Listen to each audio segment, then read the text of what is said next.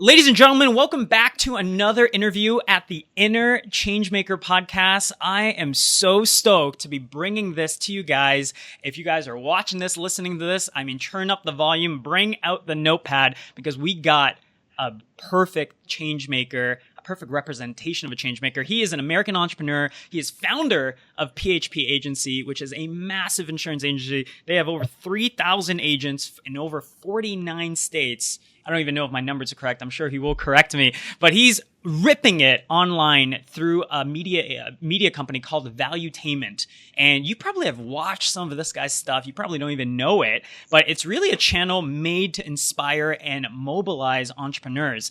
And he was, his story, I'm sure he'll share with us. He had a 1.8 GPA in high school. He was a member of the 101st Airborne in the military. And he has a lot to say about the education system, about capitalism. And he's here to talk to us about how this all ties in with legacy and currency. And for me personally, this is really a great guest because I was really touched by one of his viral videos that I think went viral a couple years ago about the mental battle of entrepreneurship. And I know he gets a lot of press for it. He's written multiple books, which I wasn't even aware of until I had to do all this research. 25 Laws of Doing the Impossible, The Next Perfect Storm, Drop Out and Get Schooled, right? And The Life of an Entrepreneur in 90 pages. So we got superstar Patrick Bet-David with us. Patrick, welcome to the Inner Changemaker. Hey, it's good to be with you, Jay. Yeah, Patrick, I'm so excited to be here. And there's so many different directions, to take this interview, because I think you have lived such an interesting life from multiple countries, multiple languages, multiple success and failures. But let's just dive in really quick. Your video, the Life of an Entrepreneur in 90 seconds, right? I think that was the trailer. And then there was the mental battle of entrepreneurship. I know you guys are just doing content the right way. You guys have so much content. Why do you think that video, I think last time I checked, 31 million views or something like that. Why do you think that video took off versus some of the other viral things that you guys have created? Why do you think that resonated with so many people? Well, it's interesting because it was initially uploaded on YouTube, and the title of it was Best Motivational Video of 2015. Right. It only got 2,500 views the first 12 hours. Okay. And then the following day, I said I'm going to do a direct upload to Facebook. We had never done a direct upload. This is when direct upload was newer. Yeah. And I said, let's give this a shot. So we did direct upload on Facebook, and I changed the title to A Life of an Entrepreneur, The Life of an Entrepreneur in 90 Seconds. And then I put it up, and I didn't even take a look at it. And then a couple hours later, it was at 250,000 views. 12 hours later, 2 million. To a day later, 5 million. And then it just went bonkers. It was crazy. We got calls from all over the world. Wow. And then it stopped. But I think one of the things when I hear what the audience says, what most people don't know what happened that morning when we shot the video at 6 o'clock in the morning. We're shooting it right outside my house. It's the scene of the Ferrari driving off. We have the camera crew outside. And I go back inside to grab my key so I can leave. And my wife is in tears. And I go up to her and I said, baby, what happened? She said, my father just passed away. Wow. And she was just, we've been married for 6 years at the time, and we have a couple kids. And she was so emotional that I hadn't seen her that emotional ever, from being with her for nearly 10 years, 8 years of dating. And then, so I said, listen, I'm not doing a video. She says, no, baby, you got to do the video. So I came out to do the video. And the entire time doing the video, I was thinking about my wife. And so, maybe that feeling resonated with the audience, and they didn't even know what was going on. Because your face, you're the actor in all three of the different, you're portraying the entrepreneur, you're portraying the kind of the bad voice, right? The negative voice. Yep. And then you're portraying the positive, smarter one. And the emotion in just your face as you're driving the vehicle. That spoke volumes to me as a young entrepreneur, under, we're under a couple years. And I think a lot of people, it speaks to so many of them because they have those ideas, right? They want to go they know what the right thing is. They've heard that, they conceptually get it, but they can't for whatever reason, do it. But how did that feel for you guys to have that type of response? Because you guys do a lot of content, and I know we're chatting, and we'll talk about it in a little bit, but YouTube's not even your full-time thing. Like it's like the part-time gig in terms of giving back. So how did that feel for you guys as a team and you as a leader to have your content be received that well? It made me feel so optimistic because the moment I realized the power of capitalism and entrepreneurship and free enterprise system on what it did to my life as a kid who had a 1.8 GPA in high school from a broken family. I had given up in life and I went and joined the Army. My plan was to do it for 20 years and they were going to give me benefits. I was going to come out. I was going to be a cop. I was going to be a firefighter. And that was going to be my life. I'm a big guy. I could make a great cop. I could make a great firefighter. I do well for the community. And I got out because a friend encouraged me to get out. And I got my first sales job at Bally's. And then from there, entrepreneurship changed my life. I went from being a regular guy who had no idea whether he could do this or not to a net worth of 100 million plus. Did I think it was going to happen? Not at all. But you know how it felt with the video? It felt good knowing there were millions of other people around the world that had the same exact feeling, that they also can know that you're not alone going through the struggles, but it comes down to who's mentally and emotionally tough enough to go through the tough times. And I think in a world where we're saturated with content and social media, there's only so many people that keep it real. And I love how real you keep it on your channel. And I think your team is quite lucky to have you. We're lucky to have you on the show. But for the people that don't know, or maybe not too familiar with your story, I mean, I think at one point, I mean, if you could just share with us a little bit of your background before you even got to America, because I don't think a lot of people know that part of the story of you.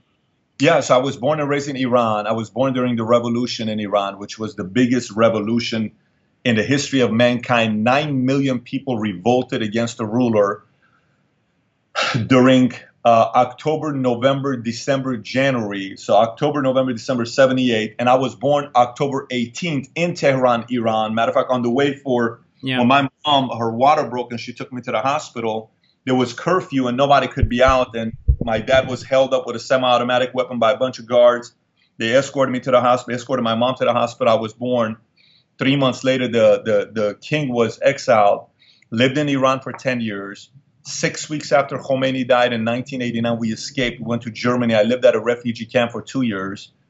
And after the refugee camp, came to the States, lived in Glendale, California, didn't do too well and good in school. I went to the Army right afterwards at the 101st Airborne Division Air Assault, got out of the Army. In 99, I started working at Bally Total Fitness. I wanted to be a bodybuilder. I was going to be Mr. Olympia. I was going to go be the Middle Eastern Arnold. And then now, Petra, you look good. You look good. I get the image, for sure. Really quick. I mean, going back to the Iran part. I mean, you grew up there for 10 years. Yeah. What was life like in those 10 years? Because for me, my parents, they immigrated to Canada from Guangzhou and from Hong Kong. Yep. And so I've only known Canada. In Chinese, there's a terminology for people that grew up of Chinese culture, but didn't grow up in China. You grew up in a foreign land, and it's called Huayi. And it just means that you're Chinese, but you are of a foreign country. So for you, like, you actually grew up in Iran. I mean, first 10 years, I don't know, did you remember a lot of things? Like, absolutely. What was life like then?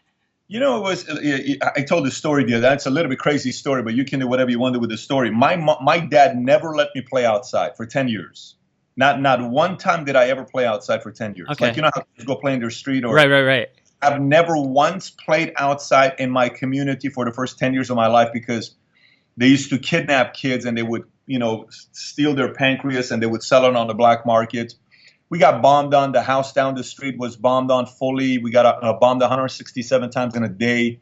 What? We escaped and lived in a city called Karaj, which we got bombed there as well. Then we went to a city called Rasht. Then Iraq started bombing there. Then we went to Pahlavi, and by Caspian Sea, we got bombed there. Everywhere it was just like your escaping death is what you were doing. And I'm just watching my dad, how he handled the entire fear and the alarm and the concerns. You had 2 TV channels, okay? 2 TV channels, and the entire propaganda was how terrible of a regime America is. So we literally thought America was the evil empire. Movies, you had to get bootleg movies. I probably watched Rocky IV a few hundred times. It was my favorite movie, translated in Farsi. It was a different life, man. It was a different life. You know, it's amazing. Prior to me being born, in the first 6, 7 years of the 70s, you know, the top 3 countries in the world for tourism was Burma, was Cuba, and was Iran. Most people don't know this. Top 3 countries: Burma, Cuba, and Iran. Cuba, yeah. And so now Cuba is barely getting some relationships open up. But Iran was a different life. It was definitely a different life living there.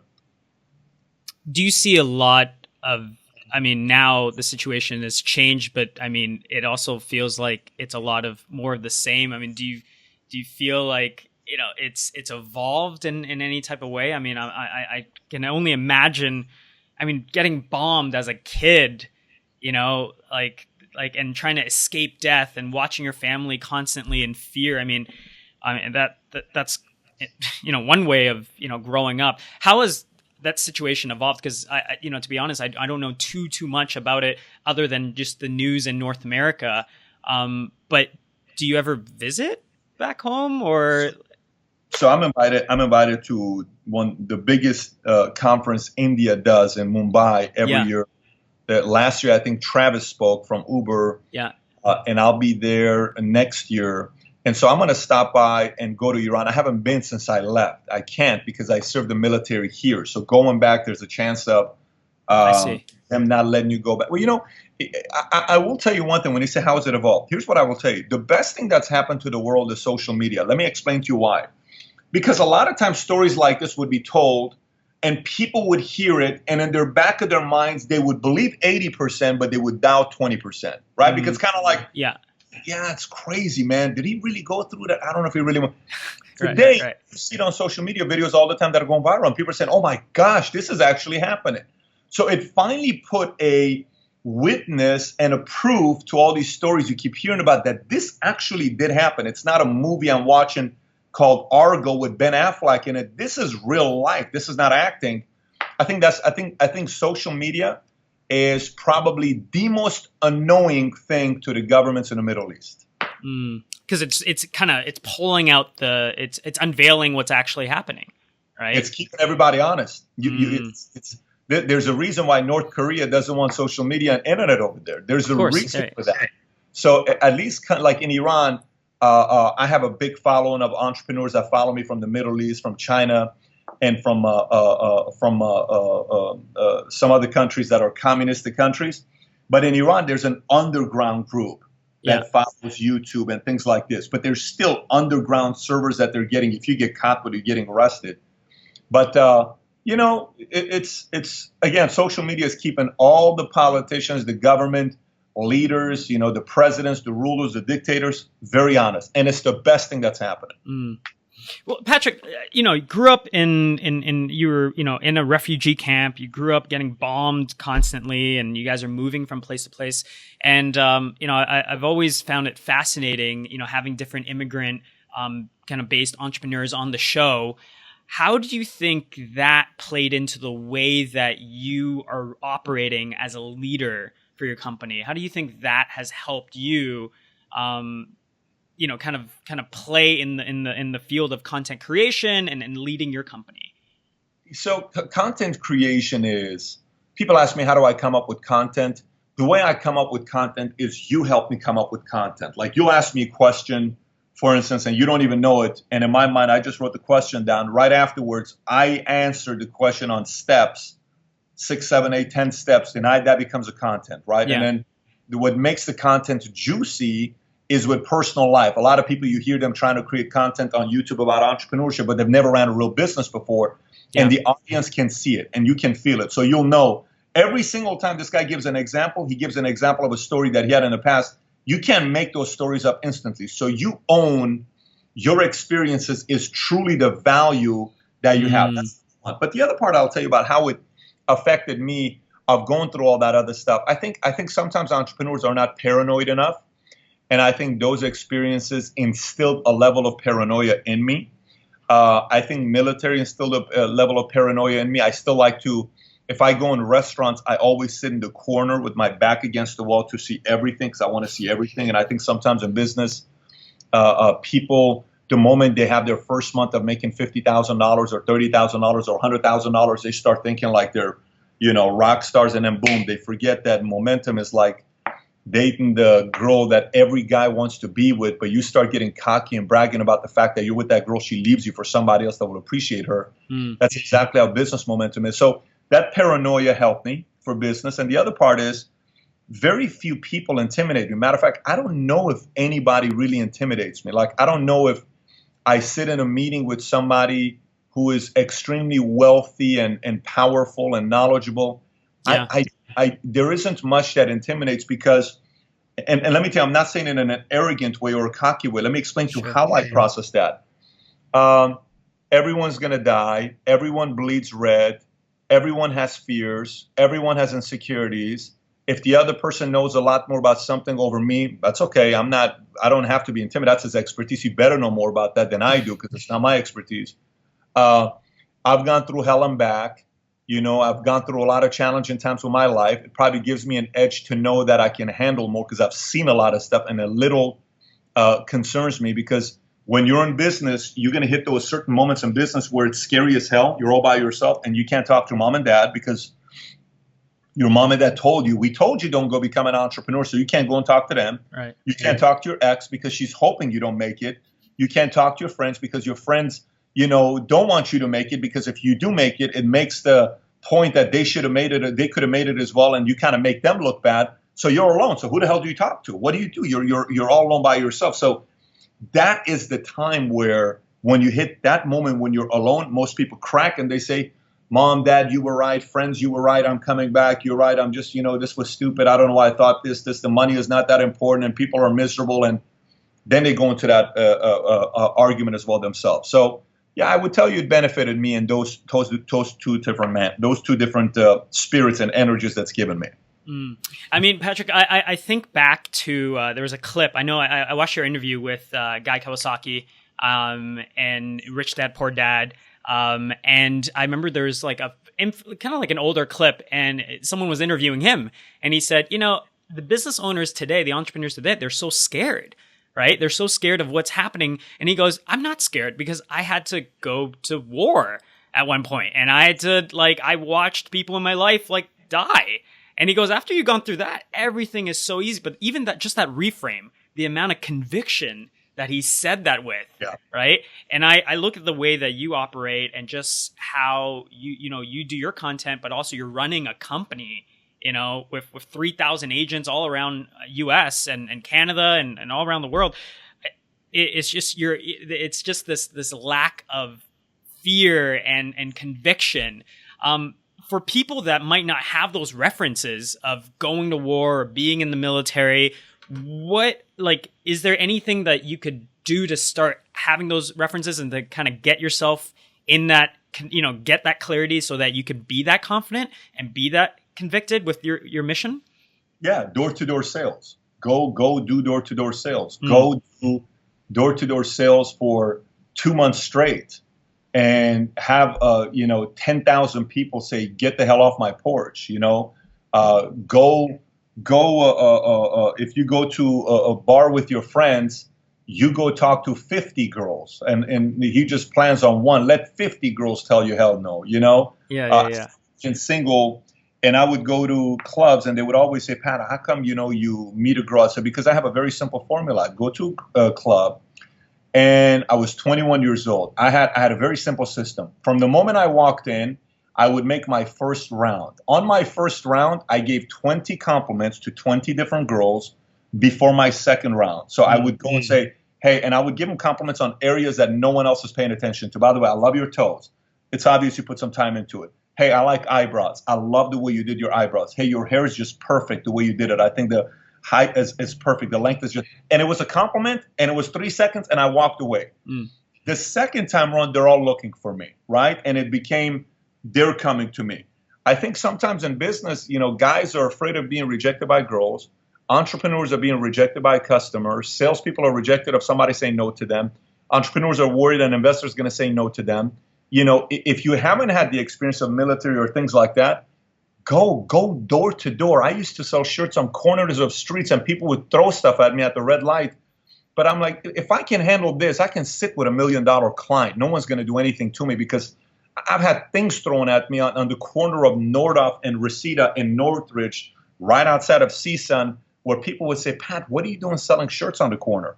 Put yourself in positions that really gets you to come back 3 months later, and that becomes your boot camp, where you say nothing's going to be harder than door to door. Nothing's going to be harder than selling something on the corner of a street.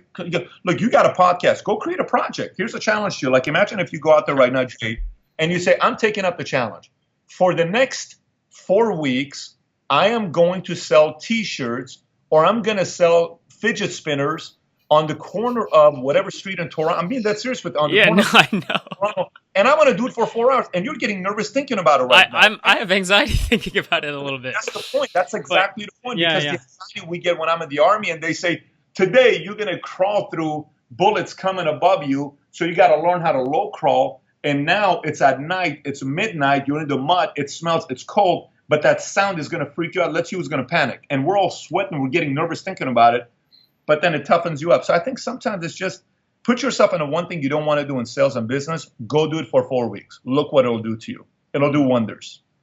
Well, for people that are looking at your channel, I mean, for people that are watching this, listening to this, you got to make sure to follow Patrick Bet David, because not only will you learn how to pick up women, but you'll also learn that, you got to do things to put you out of the norm, out of the state, right? You got to constantly be reinventing and growing. And I think that's an important thing, because I think people get comfortable so easily. You do one thing that's scary and then you get comfortable with it. I used to be really scared of interviewing and being on camera and doing all these things. But now I'm like relatively comfortable with it, right? So now you suggested being on the corner selling fidget spinners. All these different stories are rolling through my mind, right? And I think a lot of people, when they're watching you and they're watching your content, I think you put them in a place where they go, okay, I want to level up. Right. So I admire that about you. So you're building, you came from the refugee camp. You started out doing sales at Bally, right? I know a lot of people, I've heard you on many interviews, everybody goes, why finance? Why finance? Well, we know you were really well. You did really well in high school, I believe, in math. Did you ever think at that point that you would be able to transition that and those skills into the insurance industry? Like, how did that type of leap, like how did that thinking kind of get you started? Because now it's no easy feat to have, 3,000 agents and be across North America. Like, did you know that back in high school, have a bit of that ambition? No, but if you ask my friends and you go back and you interview 10 of them, okay? I just had one of my buddies from the Army. I had him come here, and I went and spent some time with him in Madrid. And people are asking him questions. How was Pat at 18 when he was in the Army? He told stories. He said, we would be having a beer or drinking tequila late at night. And he said, Pat would be dreaming for hours till 4 o'clock in the morning. It was all about dreaming. It was all about asking, the questions of, if you could be the star athlete in the NBA, if you could be the best Major League Baseball player, if you could be the greatest rock star in the world performing concerts, or the best actor or president, which one would you take? And people would answer it. And so I always had this imagination of dreaming of what that life could look like. I was fascinated by the lifestyle of what some people had. Did I think I was going to have it? I never even had a glimpse of it for me to think that it was possible. There was an uncle I had, one of my dads. You know how our communities are similar. You may have somebody called uncle, but they're not a blood uncle. I'm talking one of those. Right. Kind of like a family friend, but everyone's an uncle, everyone's an auntie. Yeah. So this guy was a guy, we called him Uncle. And he lived on San Antonio Road in Upland. San Antonio Road was a house right next to Snoop Dogg at that time. So every summer I'd get to go to his house one time. He had a 7,200 square foot house, basketball court in the back, swimming pool, jacuzzi, the whole 9 yards. I mean, I remember the office he had when you'd come in. There was an office to the side. It was a house in a cul-de-sac, and he had bird cage here, massive bird cage with birds chirping, and they had 10, 15, 20 people always there living together, and breakfast in the morning. It was loud. It was great. It was pool tables. And I'd see the pictures he had with presidents and all this other stuff. And I would say, man, this is so amazing. How did this guy make his money? So I was always aspired by people who made it. But right after high school, it was Nothing was going right my way. I just said military is going to be the route for me. Did I think I was going to be here right now? I would have to tell you, absolutely no. I didn't think I was going to be who I am today. I was just trying to figure out a way to have a decent life. I was a dreamer. I will tell you, I was a dreamer, but I was a doubter at that time tremendously because nothing ever worked out in my life. Let me put it to you this way, Jay, so people know this. I am 6'5", 240. I've never played organized sports. Let me say that one more time to you. My parents never put me in T-ball. I've never played, I don't know, I've never played any organized soccer in Iran or nothing. I've never, and I love baseball, we played, but from 13, 14 years old, I got a job at Haagen-Dazs. I lied on my age because my family needed money and I was tall enough where they would believe I was 15. I started working at Haagen-Dazs at 13, 14 years old at the mall. And, practice and sports and everything is after 3:30. So I'm working every day after 3:30. So I don't have, the only trophy my dad has till today, I'm going to tell you the story about the only trophy my dad has till today is a trophy they gave us to every kid. And my dad watched us lose by 100 points. I was part of a basketball league called the New Century City Basketball Association. And it was for troubled teenagers, gangsters, Blood, Crip, Mara Salvatrucha, 18th Street, Burbank 13. All these guys would get together and we'd play basketball. And this guy named Vladimir, who was a pastor, would try to keep, there'd be shootings all the time. We played in Echo Park. It's not a nice area. I have one trophy. And the one trophy was they give to every kid. So nothing about my resume states that I'm supposed to be where I'm at right now. Nothing. You couldn't find anything you're going to say, this is what I find here. But one day, there was a spark, man. One day there was a spark. I went to the hospital. My dad had a heart attack. And my dad's my best friend in the world, and I'm at UCLA Medical Center. I go upstairs and I see him laying there, and he's trying to make sure I'm not getting upset. And I was so ticked off. I was so angry with every nurse over there, with every person. I hadn't been that angry in my life. And I went in the car. I cried like a little baby. And then I came out the next day. I'm going to tell you, the following day, no one recognized my eyes. My eyes went from being droopy and loose and just happy-go-lucky to eyes of intimidation where you knew I was going to get what I was going to get. And I was 23 years old when this happened. No one was going to stop me. No one. My dad was not going to die on that deathbed. My dad was going to go see the world. And that produced such fire in me. Listen, he's 75. He just turned 75 2 months ago. Do you realize I've told the story 3,000, 4,000 times? Every time I get emotional. Every single time I get emotional. No matter how many times I tell the story, I get emotional.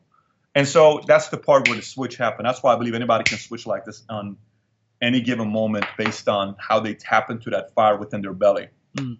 Yeah, I mean, the thing is, I think a lot of people are dreamers.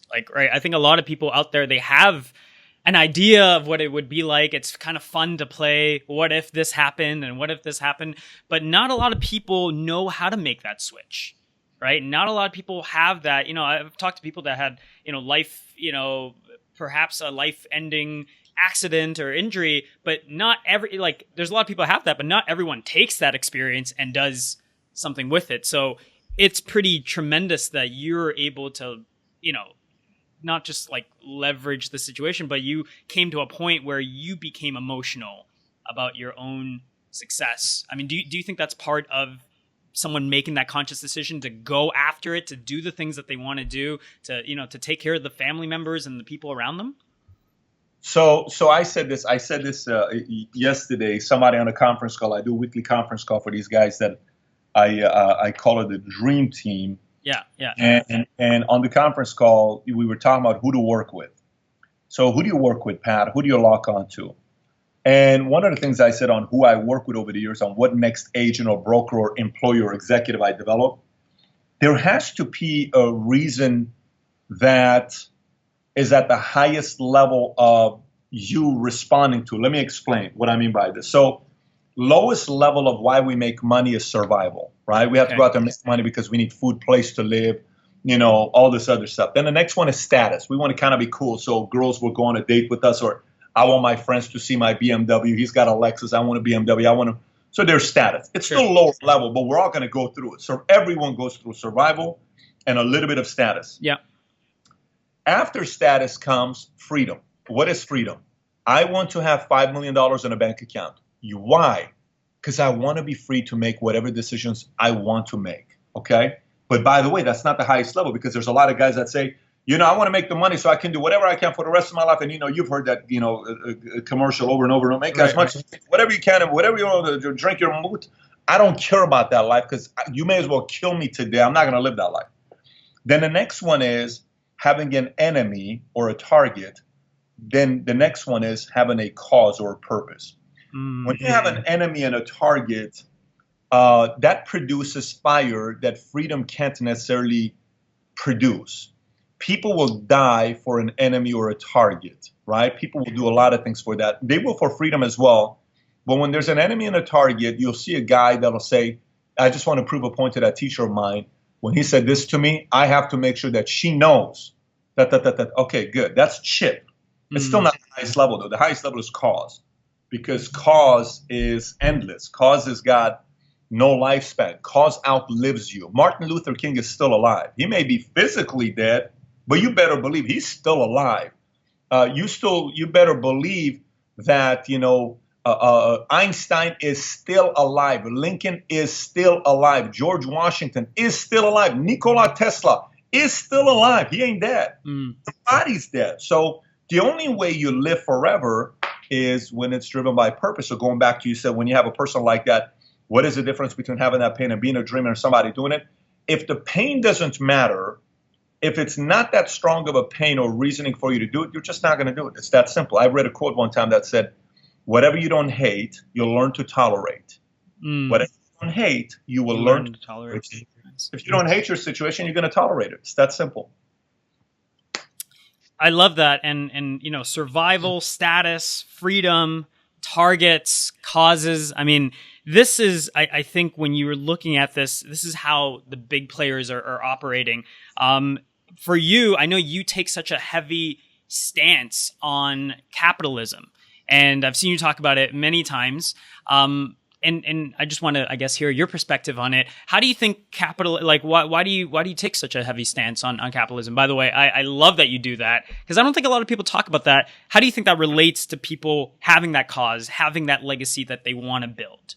So I'll explain to you in a couple of different ways. One, we're all capitalists. Let me explain to you what I mean by we're all capitalists. I'm going to explain to you in a different way. Okay. Capitalism is not about money. It's a behavior. It's the way you think. Look, how many men do you know who are willing to share their wives with somebody else? Not many. How many women do you know that will say, hey, babe, that's my best friend. You can sleep with her as well. And that's my sister. You can sleep with her as well.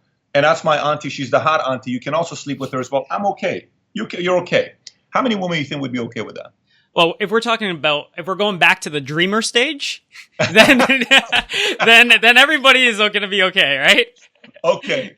So I like the fantasy world you're living in, and it's good to be in that fantasy world. Some call it pornography, by the way. But let's get back to it. But okay. No, not that many for sure. But I understand with you. So they're going to say no, right? Okay.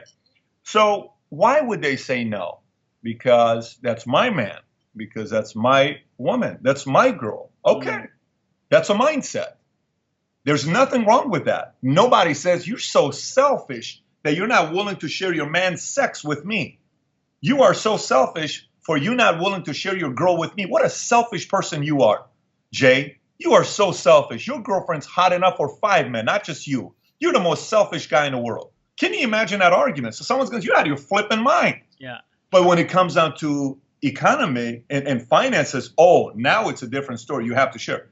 We have to understand that capitalism is the way we think. Capitalism is how we are wired. Capitalism is how from the day we're born, we're that way. And what we learn by choice, there's something more powerful than taxes. You know what it is? When somebody chooses to give money back.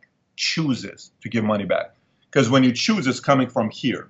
Yeah. When you pay taxes, it's coming from here and fear. Okay, when you choose, it's coming from here. So capitalism, the other part about capitalism that's pretty simple, I gave you more the, extreme example, because some people are like, well, I don't know about this, capitalism, people are greedy and all this other stuff. Okay, great. Now let me tell you the other side. I'll tell you the other side. What's the one way you and I, Jay, historically, how do people judge great parents and great grandparents? By their kids' achievement or success. Hey, you know what?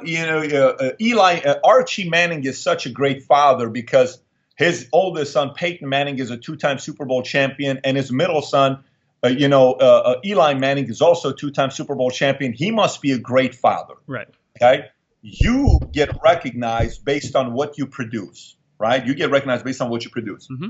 If you take any economical system in the history of mankind, communism, Marxism, capitalism, socialism, whatever you want to take, and you were to simply judge it and look at it as a parent on what things they produced, no one can even come close to capitalism on what they produced. If I ask you right now, name me the most famous entrepreneur around the world that was produced in a communistic system, you couldn't think about it. Name me the most ridiculous company that created 2.3 million jobs around the world that was produced in a socialistic society, you couldn't think about it. Walmart employs 2.3 million people. By the way, out of that 2.3 million, 1.6 million is in America. That means 700,000 jobs were produced around the world. Mm-hmm. Around the world. So imagine how many jobs Google has created, how many jobs Apple has created, how many jobs, Twitter, Snap, how many jobs GM, Ford, all these guys have created. There's a reason for that. And so we have to always understand the fact that, when you think about capitalism, when you think about why that system is so effective, one is the results. The other one is when we are all by ourselves, to ourselves, we're all capitalists. Yeah, we're all everybody's complaining about, well, we shouldn't protect the borders because if God was here, God would want this entire world to be one country.